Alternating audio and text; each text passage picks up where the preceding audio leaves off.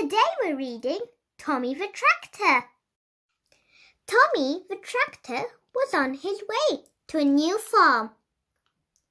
I hope I can be helpful, thought Tommy.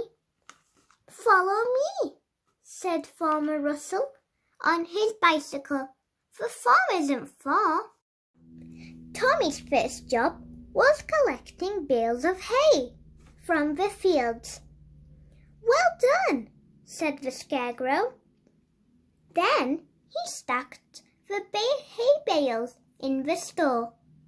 Well done, ruff ruff, said the farmer's dog. Next he plowed the fields. Well done, said the chickens.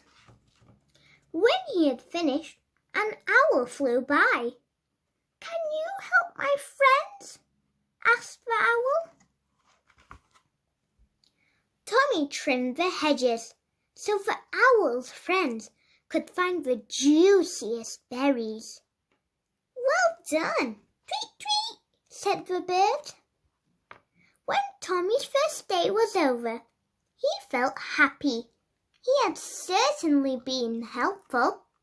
Well done, Tommy, said Farmer Russell. The end. Thank you for watching. See you next time.